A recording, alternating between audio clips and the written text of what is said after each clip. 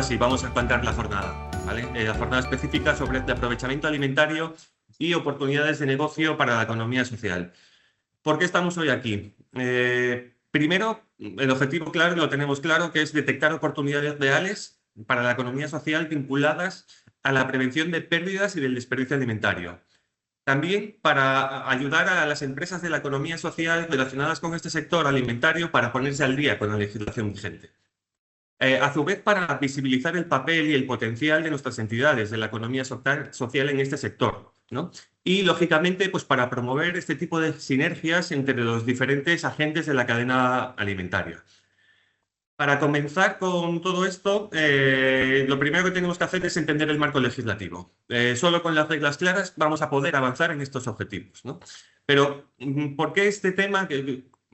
¿Por qué estamos hoy aquí? Porque este tema es de vital importancia ahora mismo, ¿no? Por un lado, pues por la emergencia climática. Por otro lado, los diferentes agentes de la cadena de alimentación están detectando el coste creciente de la gestión de los residuos, ¿no? Y porque incluso en contextos desarrollados como el que nos encontramos nosotros, pues aún existen bolsas de pobreza alimentaria, bueno, de niveles extremos casi. A nivel global, es conocido que casi un tercio de los alimentos producidos para consumo humano se pierden, se desperdician, ¿no? La FAO dice que son unos 1.300 millones de toneladas al año, mientras millones de personas pues, siguen pasando hambre. La Agenda 2030, en el Objetivo de Desarrollo Sostenible, en el apartado 12.3, nos pide, nos exige, entre comillas, reducir a la mitad el desperdicio per cápita en venta minorista y en consumo para este 2030, así como reducir pues, las pérdidas que surgen en toda la cadena alimentaria. En Europa, uno de los primeros marcos legislativos que establece esto es la estrategia de la granja a la mesa, ¿no? Que es una de las que refuerzan este objetivo. Y en España, desde este año, pues tenemos un nuevo marco clave, ¿no? Que es esta Ley 1/2025 del 1 de abril de prevención de las pérdidas y del desperdicio alimentario. ¿Qué nos trae esta ley? Así, en grandes líneas, obligaciones para todos los agentes de la cadena alimentaria. El establecimiento de una jerarquía de aprovechamiento con prioridad clara para el consumo humano. Por otro lado, medición y trazabilidad, sensibilización e innovación. Y también un impulso explícito a lo que es la bioeconomía y a la economía circular. Vale. Con este contexto nos vamos a detener ahora en este marco normativo para identificar estas obligaciones, estas recomendaciones y sobre todo para detectar esas oportunidades para las entidades de economía social, ¿no? Nos acompaña hoy con nosotros Antonio Díaz Otero. Antonio, muchas gracias por estar aquí. Antonio es el Key Account Manager de Phoenix, compañía certificada B Corp, que lo que hace es ofrecer soluciones operativas a todos los eslabones de la cadena alimentaria, con el objetivo claro de minimizar el desperdicio alimentario y gestionar el excedente. Antonio ha participado ya en diferentes jornadas y diferentes análisis sobre los retos de esta ley y cómo llevarla a cabo y cómo aterrizarla, sobre todo en estos procesos reales de establecimientos y tiendas y en cadena de suministro, ¿no? Antonio, muchísimas gracias por estar aquí. Tienes la Muchas palabra gracias. para abrir este bloque sobre el marco normativo. Estupendo. Pues nada, muchas gracias, Jesús. Lo primero, agradecer a GACA, a EICA y a ti personalmente que contéis con nosotros y las facilidades que nos habéis dado para poder participar y estar aquí hoy. Y bueno, voy a compartir mi pantalla para hacer una presentación rápidamente. Aquí estoy. Perfecto. Creo que se ve. Sí. Estupendo.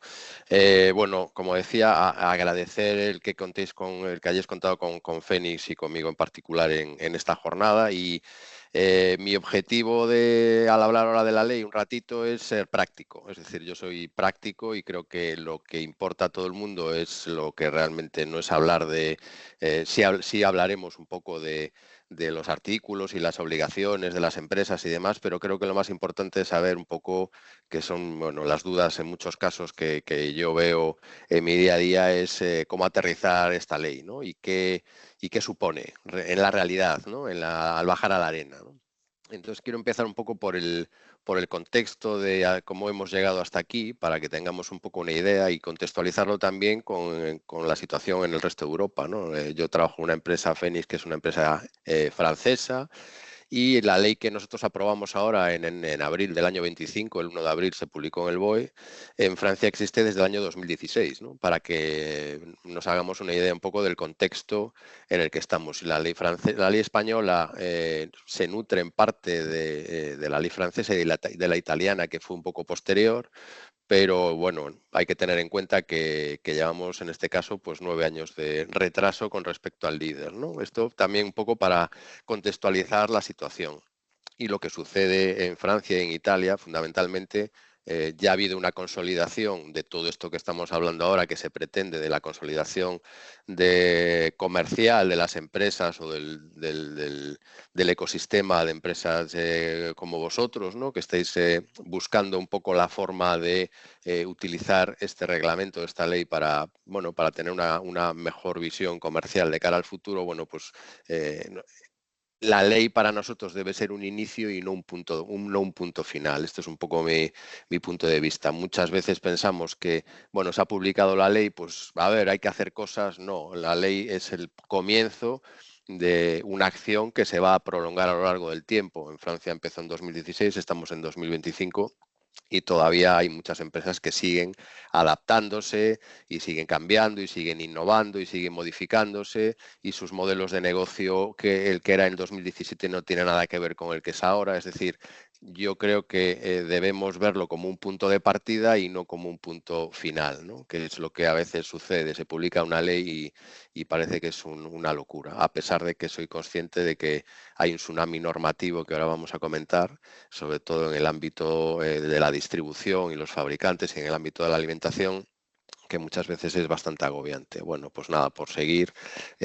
Bueno, en el año 2013 fue el primer punto de encuentro contra el desperdicio alimentario de ECOC, es decir, en el año 2013 es cuando en España se empezó a hablar con cierto criterio del tema del desperdicio, aunque muchas empresas ya trabajaban previamente. Yo creo que hay alguna está hoy presente que ya desde 2013 y previamente ya trabajaban sobre el desperdicio de forma coherente y con muy buen criterio, con lo cual siempre hay pioneros y early adopters que tienen claro cuáles son los criterios, y que la innovación en todos los ámbitos es importante, aunque realmente a nivel general desde el año 2013 estamos empezando con esto, ¿no? Ha habido diferentes anteproyectos, la ley de residuos, de la que ahora hablaremos también porque está relacionada, la ley de mecenazgo y finalmente la ley del desperdicio alimentario, que es la que estamos ahora, ¿no? El marco, lo que os comentaba un poco del marco legal global, ¿no? Más allá de la ley del desperdicio alimentario, esta ley tiene relación con otras previas, ¿no? Hay una cierta unión con la ley de residuos, porque ya la ley de residuos del año 2022 imponía o hablaba sobre el IVA cero en las donaciones a asociaciones. Es decir, no es algo nuevo, sino que esto ya existe desde el año 2022. La priorización en la donación de alimentos ya figura en la ley de residuos del año 22. Y también en la ley del año 22 se hablaba de que a partir del 10 de abril del año 25, como decía Jesús antes, con buen criterio, el coste de la gestión de los residuos se incrementará. Los ayuntamientos tienen la opción de incrementar, según su criterio, el coste de la gestión de residuo orgánico, ¿no? Con lo cual, desde este punto de vista de la gestión de los residuos, pues vemos un escenario de crecimiento de las tasas y de crecimiento fiscal, ¿no?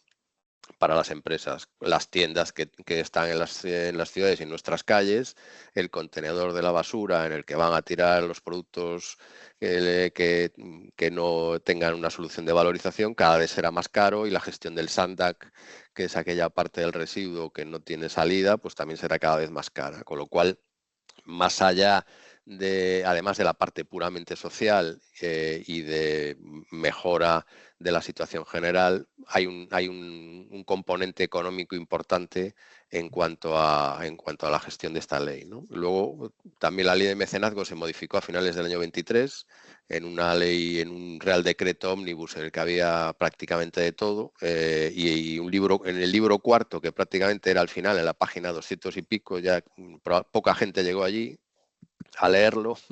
Pues en el libro cuarto había una modificación de la ley de mecenazgo en la que los incentivos para las donaciones se modificaban notablemente, es decir, se pasó del 35 al 40% de la desgravación fiscal sobre el valor de los productos donados, el 50% sí a partir del tercer año si se mantiene el valor, etcétera, ¿no? Es decir, ha habido una modificación importante en la parte fiscal en relación con la gestión de las donaciones, lo cual, dependiendo del volumen donado, dependiendo del número de ubicaciones, etcétera, pues bueno, esto hace que hasta pueda haber un ROI positivo en la gestión de las donaciones, ¿no? Es decir, pueda ser un proyecto, que haya alguna oportunidad, no solo desde el ámbito social, sino también desde el ámbito de la rentabilidad. Nuestro punto de vista es que la ley del desperdicio alimentario y todo el corpus legislativo que le acompaña es una oportunidad para la innovación y es una oportunidad para la rentabilidad, no solo, además de una oportunidad para conocerse a uno mismo, ¿no? Que esto es un poco lo que vamos a hablar ahora y es un punto de vista yo creo que interesante. Y respecto a la ley del 1 de abril, que vamos a meternos ahora en profundidad, básicamente, llevado a la práctica pura y dura, solo pide tres cosas, ¿no?, a las empresas. Que haya cumplir una jerarquía de prioridades, es decir, cuando el producto, cuando el stock o el producto que yo utilizo no tiene una salida comercial, la ley ya me dice a qué tengo que hacer o qué tengo que intentar hacer para valorizarlo. Y hay una jerarquía que ahora veremos, ¿no? Y luego, bueno, pues como consecuencia de esa jerarquía, en uno de los apartados relativos a la donación, pues tengo que firmar un acuerdo con las asociaciones benéficas que reciben esa donación, que si lo llevamos a un término puramente práctico, no deja de ser prácticamente un contrato de prestación de servicios, ¿no? Al final tiene que haber prácticamente un contrato de prestación de servicios entre el donante y el donatario. Esta es la realidad. Y es lo que nosotros hacemos con nuestros clientes, ¿no? Y luego, como paraguas de toda esta actividad y todo este sistema de gestión alrededor del excedente, hay que elaborar un plan de prevención que no es más que el equivalente a, pues en otros ámbitos de la gestión de las empresas, el equivalente al manual de calidad si tenemos la ISO 9000 o el equivalente al manual de prevención o al manual de medio ambiente si tenemos la ISO 14000. Es el documento en el que se expresa la estrategia relativa a la gestión del excedente y la estrategia y el sistema de gestión que hemos implantado para poder valorizar ese excedente, ¿no? Y un poco cómo lo vamos a hacer. Como consecuencia de este paraguas, pues tenemos un sistema de gestión y un paraguas con un documento que es el documento en el que si un día hay una inspección, si una autoridad o alguien solicita algo relacionado a, bueno, cómo cumple usted la ley del desperdicio, cómo cumple usted la jerarquía de prioridades, este es el documento que tendremos que mostrar, ¿no? Que es el que especifica cuál es mi estrategia y cómo lo llevo a cabo, sin más, ¿no? Yendo directamente a la ley, al final la ley tiene básicamente tres claves o tres objetivos. El objetivo global es frenar el desperdicio alimentario, lógicamente. Hay una serie de metas planteadas para el año 2030, que son unas metas, bueno, pues reducir el 50% del desperdicio en venta y consumo, reducir el 20% en producción y suministro. Esos son, bueno, pues objetivos y metas, y las claves para llevarlo a cabo que se pretenden es impulsar la economía circular, como decíais antes vosotros, definición de pérdidas, fomentar la donación y promover la investigación y la innovación.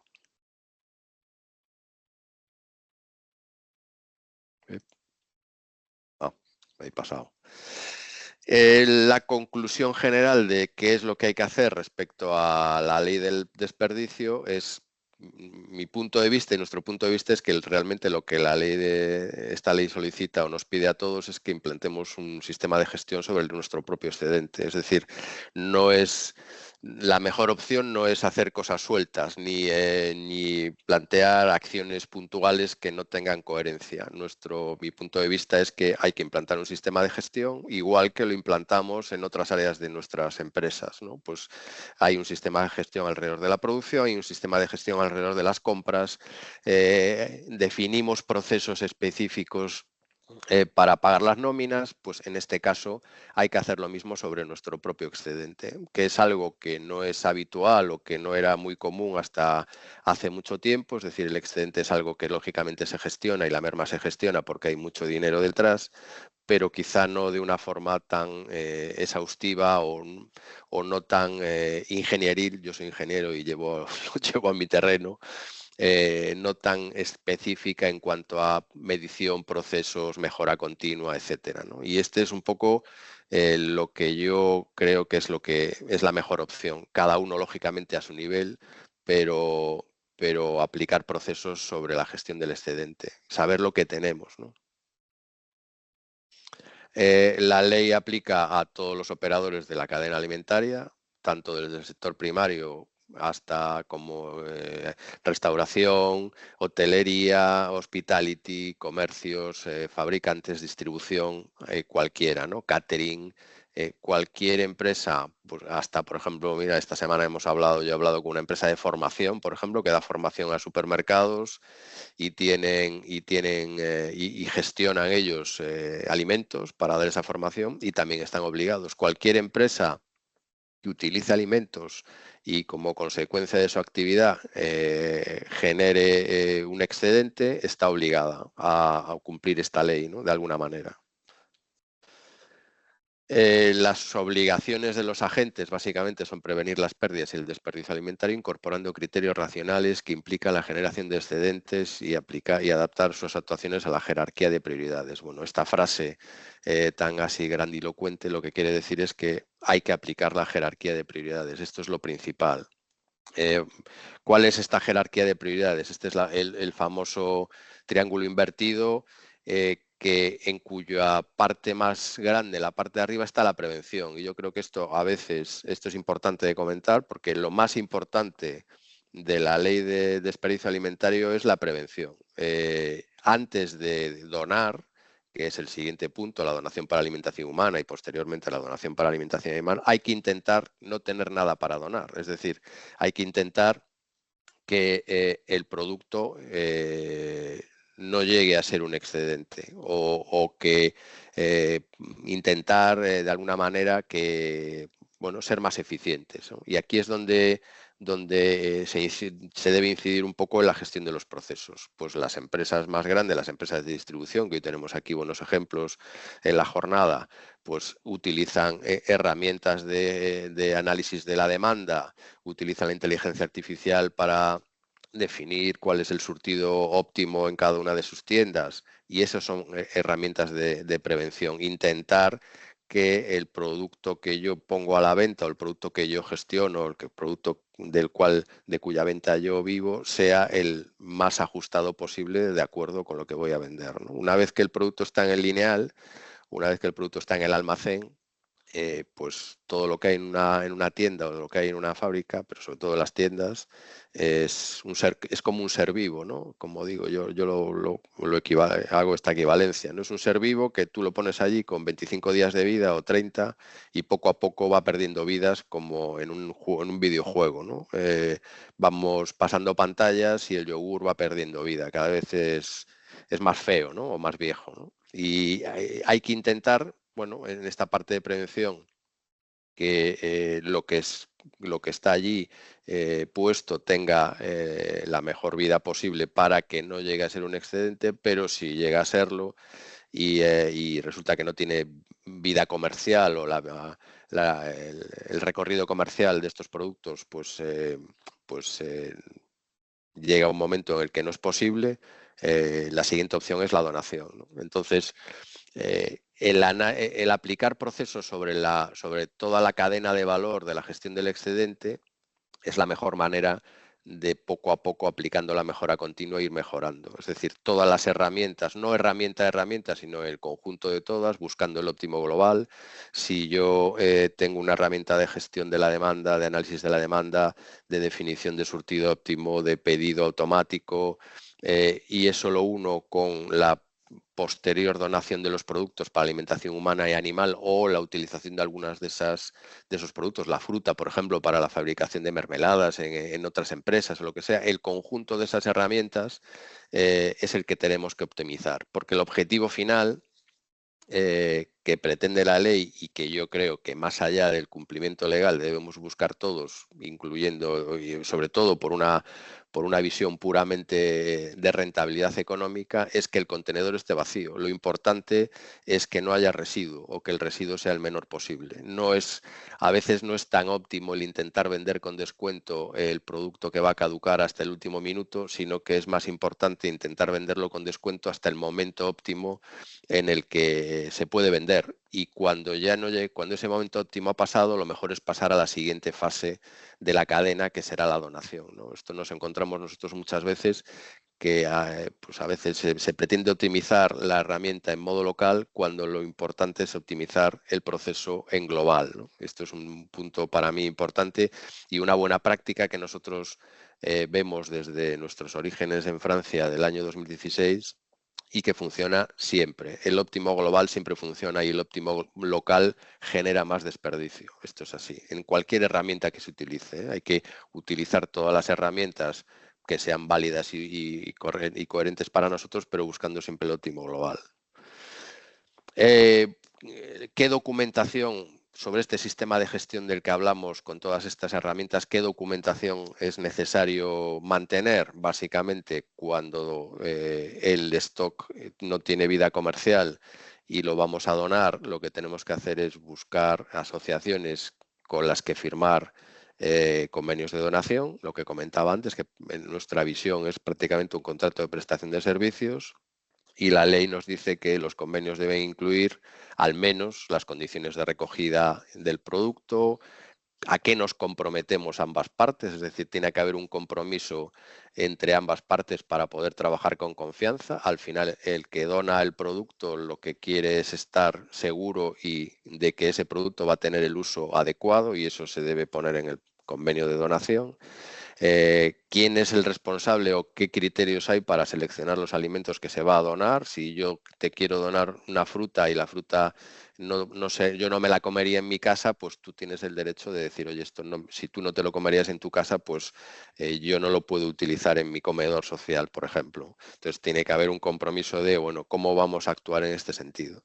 Y de ahí la posibilidad de que la organización receptora rechace la donación. Y luego, lo que comentaba antes, el paraguas del plan de prevención, y de estos dos aspectos vamos a hablar ahora con un poco más de detalle. En el caso de los convenios de donación es algo evidente, y luego depende un poco de lo que el acuerdo entre las partes quiera exponer. Nosotros tenemos en Fénix, pongo aquí este pantallazo, pero tenemos un modelo propio de convenio de donación, pues que está elaborado por nuestro equipo jurídico, y que al final compartimos con nuestros clientes. Nosotros somos un intermediario, que estamos entre el que tiene producto para donar y el que está interesado en recibir esa donación. Entonces, al final, tenemos convenios sobre el mismo modelo, sobre el mismo template, que es el ejemplo que veis aquí.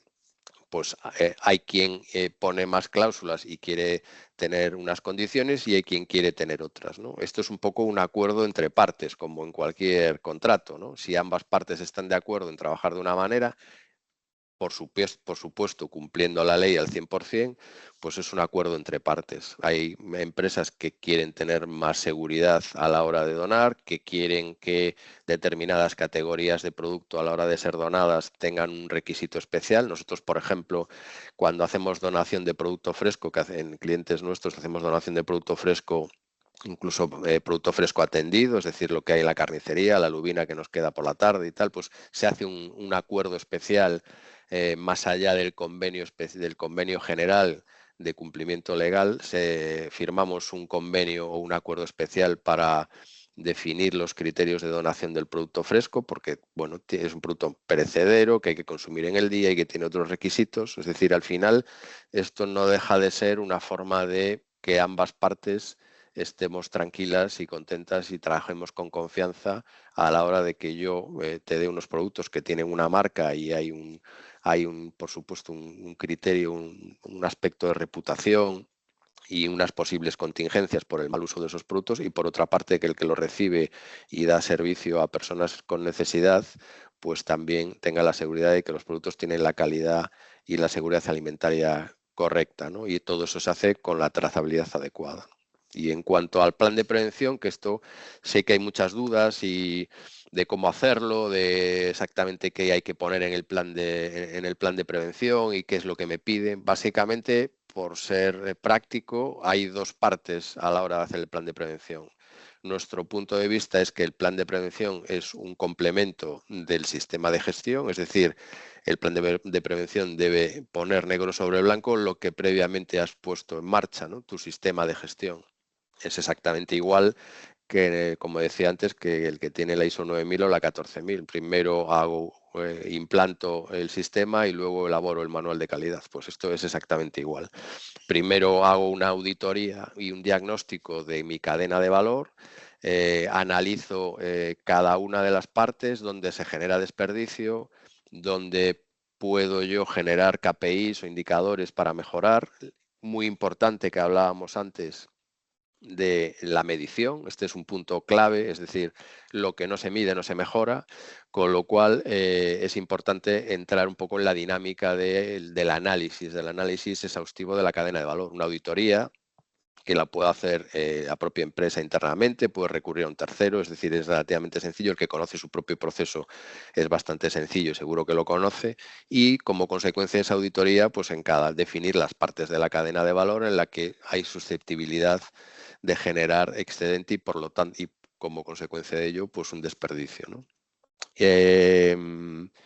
Y hacer este análisis y posteriormente, una vez que hemos definido los puntos críticos de la cadena y donde se puede generar desperdicio, pues se elabora el documento donde se dice exactamente, bueno, pues yo he implantado este sistema de gestión, en estas partes de mi cadena de valor voy a aplicar esta serie de herramientas, para medirlas utilizo estos indicadores y posteriormente, una vez medidos los indicadores, vuelvo a empezar y vuelvo a medir. Es un sistema de mejora continua, ¿no? Esta es un poco la sistemática. Exclusiones para estos aspectos de la ley, que básicamente son el cumplimiento de la jerarquía de prioridades, con firma de convenios y plan de prevención. Las microempresas están excluidas de la obligación de aplicar la jerarquía y las explotaciones agrarias de menos de 50 trabajadores también.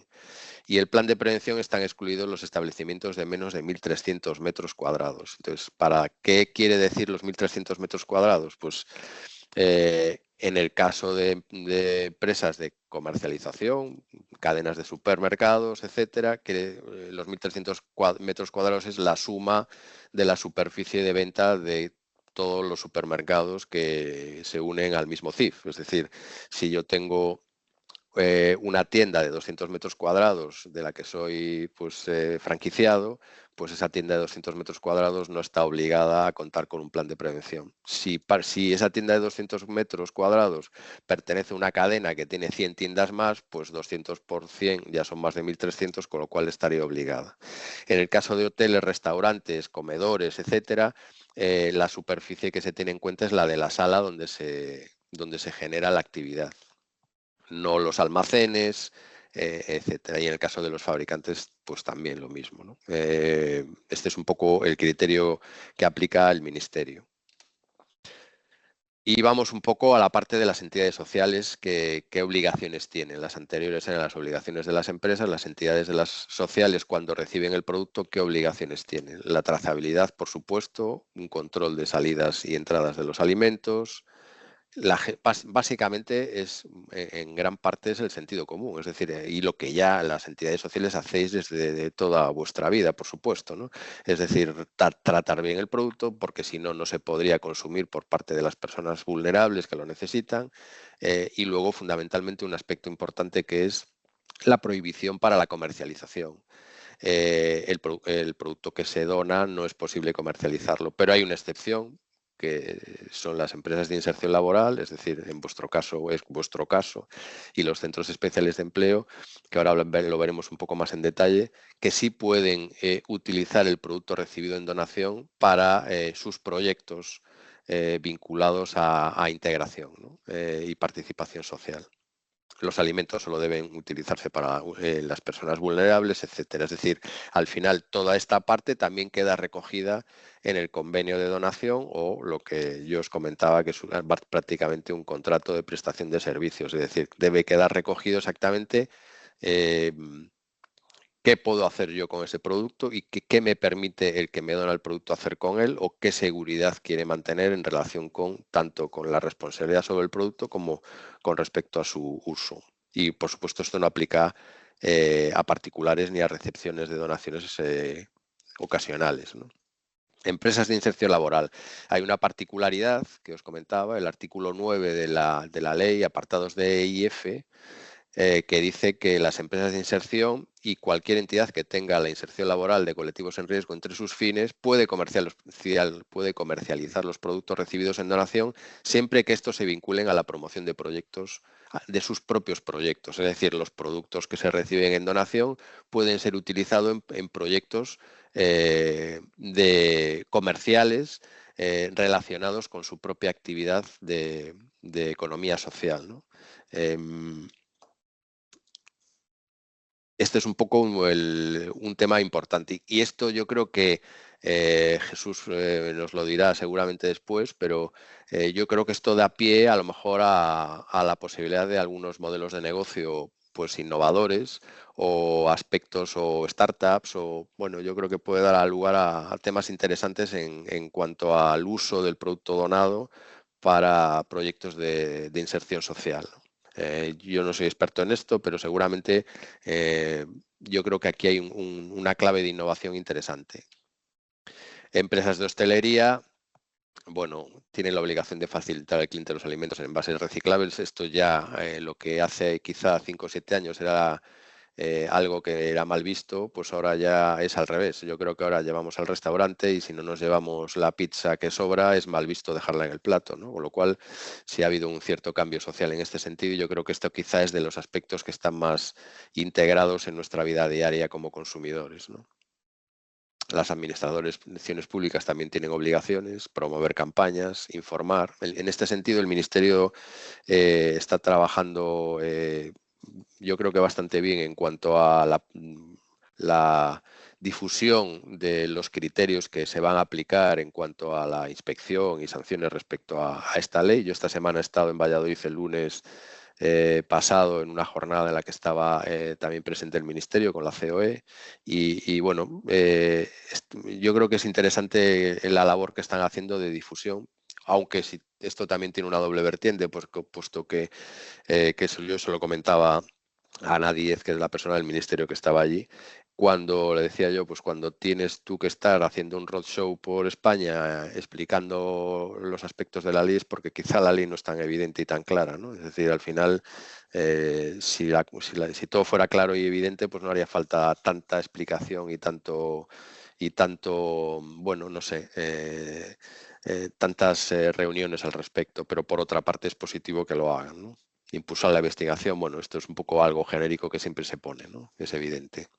Y esto lo he querido también destacar, por si hay alguien interesado en este tema, es decir, que se modifica la Ley 9/2017 sobre contratos del sector público. Es decir, si una empresa quiere contratar, no sé, el servicio de catering de la Consellería o de un ministerio o lo que sea, los pliegos de contratación de estos servicios de alimentación tendrán en cuenta que el proveedor debe adoptar las prácticas de esta ley. Es decir, es un criterio, va a ser un criterio, ya lo es, de puntuación para los pliegos públicos el hecho de tener un un sistema de gestión asociado a la gestión del excedente y a la reducción del desperdicio alimentario. Con lo cual, este es un driver también interesante de innovación para las empresas que trabajen con la administración pública y que gestionen alimentos, ¿no?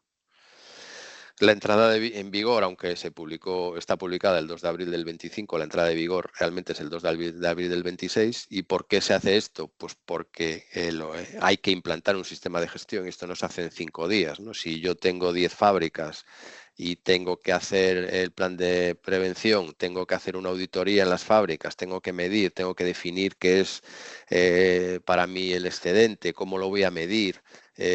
Tengo que definir un equipo de trabajo para hacerlo, tengo 100 tiendas y tengo que ver exactamente qué voy a hacer en esas tiendas para poder medir lo que sucede allí, más allá de lo que ya hacía, por supuesto, y tengo que establecer un plan de prevención, pues esto no se hace en 5 días, ¿no? Con lo cual el Ministerio, con buen criterio desde mi punto de vista, da un margen de un año para implantar el sistema de gestión y elaborar el plan de prevención. Eso sí, a partir a partir de abril del año 26 comenzará las inspecciones. La inspección le corresponde a cada comunidad autónoma. Esta semana, en esta jornada que os comento de Valladolid del lunes, el Ministerio y AECOC también estaban presentes, nos comentaron que en algunas comunidades autónomas ya ha habido inspectores que han pasado por algunas tiendas, alguna comunidad autónoma, como comentaban en la de Castilla y León, por ejemplo. Solicitando el plan de prevención cuando todavía el plazo para tener el plan de prevención es el 2 de abril del año 26. O sea que esto nos da también idea un poco de un poco el desajuste entre el gobierno central a la hora de la aprobación de la ley y luego el afán de algunas comunidades autónomas bueno, pues por poner en marcha algo que todavía no está en vigor, ¿no? Pero hay que tener en cuenta que a partir del 2 de abril las inspecciones se pueden producir y como consecuencia de ello, pues la solicitud de sanciones, ¿no? Las sanciones respecto son estas, es decir, bueno, las leves, que es no aplicar la jerarquía de prioridades o no donar conforme al convenio, es decir, si tú has firmado un acuerdo con una entidad y luego no lo cumples, eso es una sanción leve, o impedir la donación.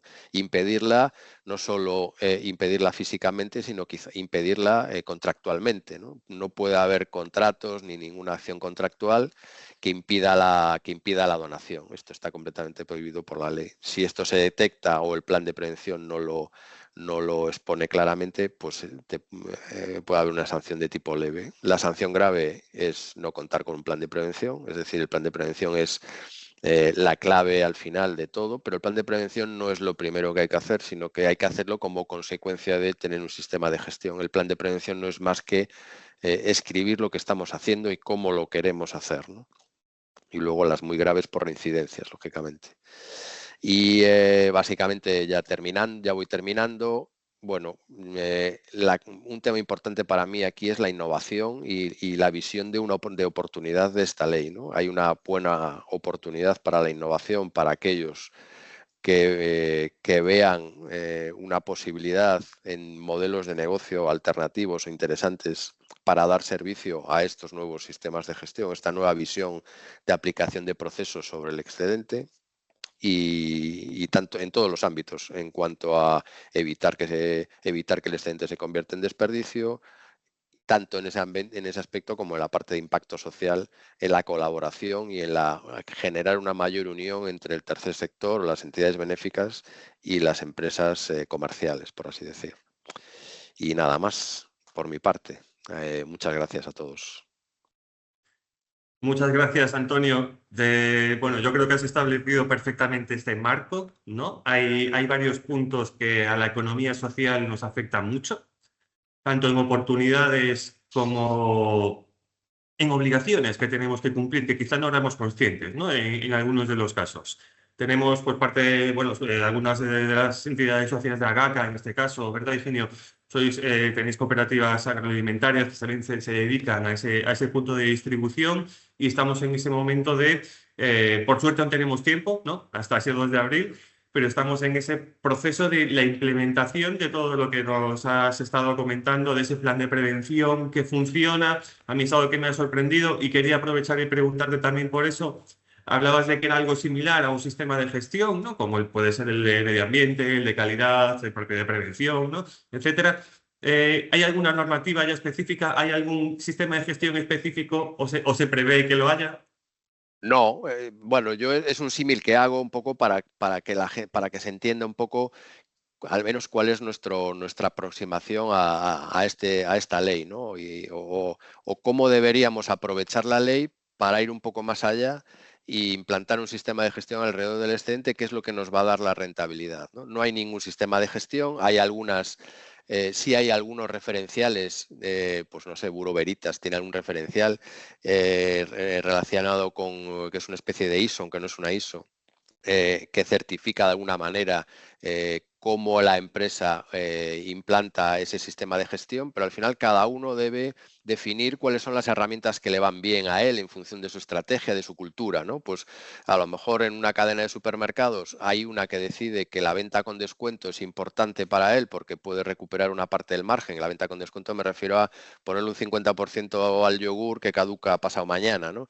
Pero a lo mejor hay otra, y nosotros tenemos algún clientes en ambos sentidos, que dicen, no, pues es que yo no quiero mezclar el producto de stock con toda su vida con el que no lo está, y desde mi punto de vista eso no es una buena herramienta. Entonces prefiero llevar todo a donación directamente. Entonces al final cada uno tiene que definir en función de su cultura, de su estrategia, de su estructura interna, cuáles son las herramientas que deben formar parte de su sistema de gestión. Y esas herramientas son aquellas que permiten la valorización del producto en cada parte de la cadena de valor. Pues en una fábrica, pues tú fabricas el producto, pasa por distintos procesos, se generan subproductos como consecuencia de esos procesos y finalmente tienes un producto final. Pues esos subproductos, ¿qué podría hacer yo con ellos, ¿no? ¿Qué herramienta es la que mejor me permite valorizar esos subproductos para no tener que tirarlos, ¿no? Y para para poder generar o recuperar una parte del margen que estoy perdiendo, ¿no? Cada uno, de ahí la parte más importante para mí, que es la inicial de autodiagnóstico, de diagnóstico, de auditoría, de ser honestos. Y esto se puede hacer internamente con nuestros propios medios o se puede hacer con alguien externo. Nosotros hacemos auditorías para nuestros clientes en muchos casos, ¿no? De forma honesta, mirar o analizar nuestra cadena de valor y ver qué es lo que qué es lo que sale de nuestra cadena de valor, ¿no? Cuáles son las partes de la cadena en la que se genera un excedente que podría ser un desperdicio, y definir qué herramienta es la mejor para evitar que ese excedente acabe siendo un desperdicio. Y el conjunto de esas herramientas tendrán que tener una serie de indicadores para medir hasta qué punto funcionan bien o mal, y en el conjunto de todas esas herramientas un indicador final que mida qué parte no va al contenedor. Y eso es lo que al final constituye el sistema de gestión. Vale, perfecto. Aprovechamos que tenemos ahora unos minutos de turno de preguntas por si alguien quiere hacer alguna cuestión a Antonio. Tenemos a Higinio. Higinio, sí. Bueno, no, en primer lugar, agradecer la intervención de Antonio porque ha sido tremendamente explicativa y muy clarificadora. Nosotros, analizando la ley, no tenemos muchas cooperativas implicadas, pero sí que tenemos, digamos, directamente implicadas. Yo creo que estamos todos, pero de una forma absolutamente donde digamos, se hay que aplicar ya los planes de prevención, pues es un número más o menos limitado de entidades. Y, y aquí, yo analizando un poco cómo tienen que ser los planes de prevención, a mí me surge la duda de que, por eso me entra un poco de agobio, y yo creo que somos oportunos el tener ahora la jornada.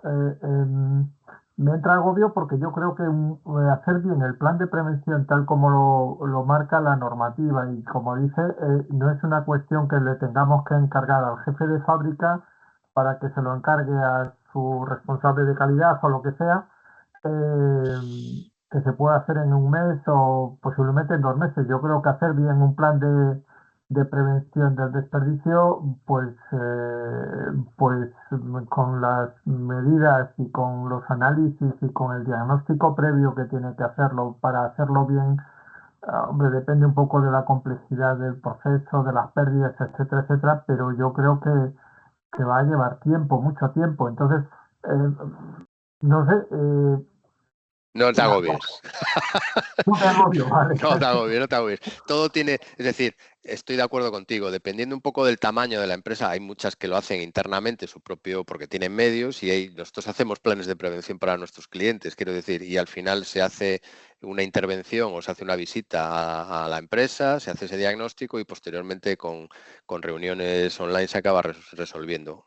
Es cierto que eso no se hace en un mes ni en dos, dependiendo del tamaño, sobre todo ya no tanto del tamaño, sino de la complejidad de la cadena de valor. Por ejemplo, una cadena de supermercados es menos compleja, bastante menos compleja que un fabricante, no sé, de yogures, por decir algo, ¿no? Y probablemente también menos complejo que un hotel, porque al final una cadena de supermercados transforma mucho menos el producto, y este es mi punto de vista, aunque hay algunas cadenas luego me dirán que no, pero espero Oscar y me dirá que no, pero vamos, yo creo que es así, ¿no? Es decir, y mientras que una fábrica o un hotel al final hay una transformación de producto, una manipulación del producto, y cualquier manipulación genera al final merma, ¿no? Y la merma es inherente a cualquier proceso humano y a cualquier proceso productivo, con lo cual no es tanto el tamaño como la cadena de valor en la que te mueves, ¿no? Y es cierto que en algunos casos puede ser más rápido y en otros menos. Esa es la razón por la que con buen criterio el Ministerio da un año para que todo el mundo haga su propio análisis y tenga tiempo, y luego, llegado a abril, nadie diga, es que yo no tuve tiempo, ¿no? Oye, ¿de qué va? A nadie me ha dicho nada, no, usted ha tenido un año para hacer este trabajo, hágalo. Antonio, y perdona que ya abuse un poco, ¿no? Pero Oh, encantado. tal como está definido en el texto legal, yo entiendo que, por ejemplo, una bodega, una cooperativa que es una bodega, eh, el vino es un alimento, está obligado a hacer el plan de prevención como Dios manda. Sí, lo que pasa es que sí, al final tiene que hacer algo. Lo que pasa es que una bodega no va a poder donar, porque las bebidas alcohólicas, en general, las asociaciones benéficas, lógicamente no las quieren, ¿no? Con lo cual es un poco un buen ejemplo para hablar de que al final cada empresa, según su cadena de valor, tiene que definir cuál es la herramienta más adecuada para su valorización. En el caso de una bodega, pues a lo mejor no lo sé, no tengo no tengo ni un cliente que sea bodega, pero tendrá que definir exactamente cuál es la forma en la que puede reducir su desperdicio y dónde está su desperdicio. A lo mejor su desperdicio está en el transporte de la uva, no sé, desde la viña a la bodega, no tengo ni idea, ¿no? Sí, tendrá que hacer su propio análisis, efectivamente, pero algo va a tener que hacer, y un plan de prevención va a tener que tener, porque si no lo tiene, pues algo va a tener que hacer, efectivamente. Otra cosa es que ese plan de prevención sea un documento sencillo en el que simplemente defina, oye, pues yo tengo un transporte, tengo una transformación, una manipulación y ya está, ¿no? Y al final genero desperdicio de este tipo en esta parte y de este otro en esta, y voy a hacer esto para intentar mejorarlo. Al final tampoco hay que inventar la rueda, hay que simplemente intentar aplicar medidas coherentes de acuerdo a tu capacidad económica y que tampoco suponga, es decir, yo creo que aplicar un poco el sentido común, pero lógicamente el plan de prevención te lo van a pedir. ¿No? Una pregunta ya abusando un poco en ese sentido. Está además con nosotros, se va a intervenir pues Joaquín Montes. Hay una cuestión que, tal como está definido en la ley, define lo que es alimento y lo que no es alimento. Entonces, una de las cosas que no es alimento es aquello que en este momento no está teniendo un aprovechamiento, pero puede tener un aprovechamiento. Es decir, nosotros con Joaquín además estamos en un proyecto donde estamos intentando valorizar la sangre en los mataderos. Actualmente la sangre es un problema, no es un alimento, sino que es un problema. Eh, eso, no sé, la pregunta es, ¿nos puede exigir la ley no nos exige No, que innovemos sobre aquello que no es alimento todavía? correcto, correcto. No, la ley no te, es decir, la ley no te va a exigir lo que tú no te quieras exigir a ti mismo. Es decir, al final tú eres tú el que se va a exigir a sí mismo. La ley no te dice lo que tienes que hacer. La ley te dice, usted tiene que cumplir esta jerarquía de prioridades. ¿Cómo lo haga ya? Dígamelo usted cómo lo va a hacer. Nadie, no te dice cómo lo tienes que hacer, no te dice que lo tienes que hacer, no te dice tienes que ir, no sé, del punto A al punto B en Mercedes, en un Panda o en un Ferrari, ¿no? Dígame usted en el que quiere ir. No, yo quiero ir en Ferrari, fantástico. Pero si usted me dice que quiere ir en Ferrari, luego yo le voy a exigir con respecto al Ferrari. Es decir, el plan de prevención y tu sistema de gestión debe ser adecuado a tus capacidades, porque nadie te exige lo que tú no puedes dar con respecto a tu capacidad y a tu capacidad económica, con lo cual no tiene sentido atarnos a nosotros mismos las manos, ¿no? No te exijas lo que no te exijas lo que no puedes dar, porque la administración no te lo va a exigir en ningún caso. Simplemente te pide que cumplas la jerarquía y tú dices cómo la vas a cumplir. Nadie te va a decir si es bueno o malo. Eso es tu empresa y tú decides sobre ella. Muy bien, pues muchas gracias. A vosotros, a ti. Vale, Antonio, gracias. Antonio va a volver a participar, como habéis visto en el programa, en el último bloque de la mañana, explicando pues, el modelo propio de Fénix y cómo trabaja con los diferentes eslabones de la cadena alimentaria. O sea, que podéis aprovechar también cuestiones que os vayan pasando por la cabeza para lanzarlas después. Yo me quedo, pues aparte de con las reflexiones que hacía Higinio ahora, en plan de la parte más puramente normativa y las afecciones que tiene para esas empresas de distribución, yo me quedo con uno de los aspectos clave de la jornada, es que ese artículo 9 de la ley establece que tanto empresas de inserción como nuestros primos hermanos, los centros de especialidades de empleo, tenemos ahí una oportunidad que somos posibles receptores de donaciones para comercializar con aquellos productos que donamos, ¿no? Para elaborar nuevos modelos de negocio en los que priorice y sea obligatorio, de hecho, esos proyectos de inclusión sociolaboral a colectivos vulnerables, ¿vale? Hablando hace unas semanas ya con Antonio, le preguntaba si este apartado de la ley se estaba viendo reflejado o tenía clientes que tocaran esto. Parece que no es nada habitual ahora mismo, ¿no? No, la verdad es Nosotros, que por no. suerte, sí que hemos localizado, tenemos dos grandes ejemplos de empresas de inserción que van a venir en el tercer bloque, en la parte posterior al descanso, que ya están trabajando este modelo de negocio con gran éxito y con unos números de inclusión sociolaboral, bueno, potentes. Entonces creemos que bueno, aparte de esa parte pura de la distribución y cómo afecta esa normativa, la parte pura de atención e inclusión de colectivos vulnerables, yo creo que es así de las prioridades que nos atañe hoy aquí. Antonio, si te parece, cerramos este bloque de marco normativo. Contamos contigo de nuevo para el cuarto bloque, ¿vale? Donde nos contarás el modelo de negocio de Fénix. Estupendo. Y muchísimas gracias y la verdad creo que queda todo clarísimo, ¿eh? Estupendo, muchas gracias a todos.